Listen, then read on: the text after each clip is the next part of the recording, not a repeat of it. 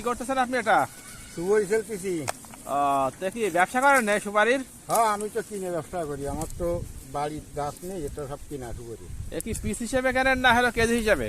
না, কুড়ি হিসাবে। কুড়ি হিসাবে? এক কুড়ি কয় টাকা দাম?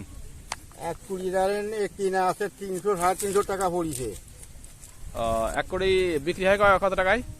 ওই হলো 12-22 গাছ, তো দেখা গেল এক কুড়িতে 1 কেজি 300 350 গ্রাম হয়। বেশি হলো গে হলে বেছিলাম 450 টাকা কেজি। এক কুড়ি কি হইলো 1 কেজি 350 গ্রাম। লাভ হয় কেমন? লাভ হয় কুড়িতে 100-200 টাকা লাভ হয়। 200 টাকা? হ্যাঁ, 150-200 এরকম লাভ হয়। তা আপনি কেনার পরে শুকিয়ে আবার কি এইভাবে শুলে তারপরে বিক্রি করেন? হ্যাঁ, এই যে যেভাবে কিনতেছি এইভাবে কিনে শুকিয়ে আবার এই লিলে যেটু রসটা তাহলে আবার ওই ধানে রোদি দিছি।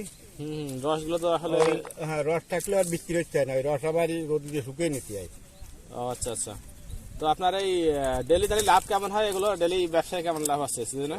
এটি দেখা গেল হলে আমি 19,000 টাকা সুপারি কিনে নিলাম। 19,040 টাকা কম, 19,040 টাকা কম।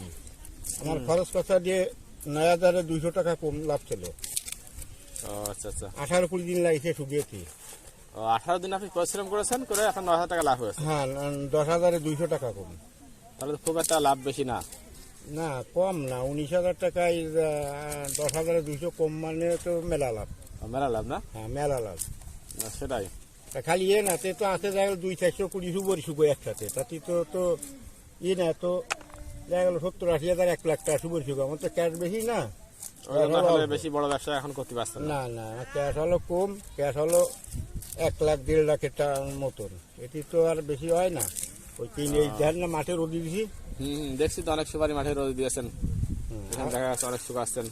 আর ওই মেঘলা দিনে আরো আনি নেই, ব্যান একটা কিনেছি, ব্যানে আনি। ভ্যান আছে আপনার? হ্যাঁ, ব্যান আছে একটা।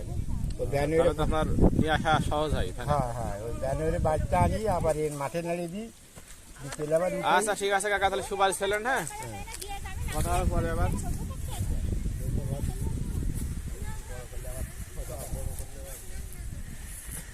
পরে গেলে কাটতে